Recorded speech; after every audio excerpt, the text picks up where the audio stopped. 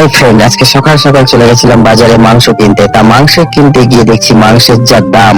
তারপরে কি করলাম, বুদ্ধি করে কিছুটা ছালও নিয়ে নিলাম, কারণ এই ছাল আমি এবং মৌসুমী দুজনে খুব সুন্দর খাই, খুব ভালো লাগে আমাদের খেতে, জানো তো। তাই আমি এই মাংসের ছাল কিছুটা নিয়ে এসেছি, নিয়ে এসে গরম জল দিয়ে মাংসের ছালগুলো সুন্দর করে ধুয়ে নিয়ে এবার মৌসুমীকে বললাম এবার ছালগুলো তুমি ধুয়ে ফেলো। তা ও এখন দেখো ছাদে উঠে কত সুন্দর মাংসের ছালগুলোকে ভালো করে ধুচ্ছে। এই যে এই ঘষে ঘষে ধুচ্ছে কেন বলতো? এই ঘষে ঘষে ধোয়ার কারণ একটাই, তাতে কি হয় বলতো? ছোট ছোট যে লাস্টে পশমগুলো থাকে না, সেই পশমগুলো সুন্দরভাবে উঠে যায়। আর এই ছাল না, জানি না তোমরা আমাদের হয়তো ভাবছো কি খায়, কিন্তু আমরা খুব সুন্দর ভালো খাই।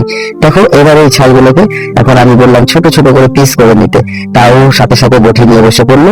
বটি নিয়ে বসে এই যে ছোট ছোট করে পিস করে নিচ্ছে ছালগুলোকে, তাতে কি হয়, ছালগুলো ভালোভাবে সিদ্ধ হয়। এবার আমরা চলে গেছি, দেখো এই দেখো আলু ভেজে নিয়েছে, নিয়ে পেঁয়াজ, এখানে আছে আদা লঙ্কা মানে বাটা, রসুন বাটা, তারপরে এই যে কড়াইতে দেখো কটা জিরে দিয়ে তার সাথে দিয়ে দিল শুকনো লঙ্কা, তারপরে দিল পেঁয়াজ। পেঁয়াজটাকে ভালো করে ভাজার পরে দেখলাম সুন্দর করে পেঁয়াজটাকে ভেজে নিল।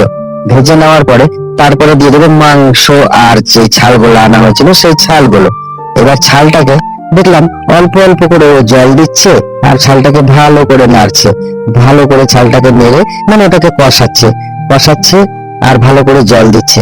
এটাকে অনেকক্ষণ কষানোর পরে তারপরে দেখলাম ঠিক এরকম টাইপের হয়ে গেল। এবার এটাকে একটুখানি ভালোভাবে নেড়ে দিচ্ছে যেন নিচে লেগে না যায়।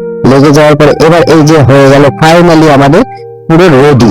এবার গরম মশলা ছিটিয়ে তারপরে আর কি চাল ভালোভাবে ঘেটে এবার নামিয়ে নিল গামলায়।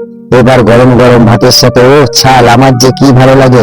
তোমরা কিন্তু অবশ্যই বলো তোমাদের কার কার এই মুরগির মাংস কিংবা মুরগির ছাল ভালো লাগে। ঠিক আছে, অবশ্যই তোমরা জানাবে। আর যদি ভালো লাগে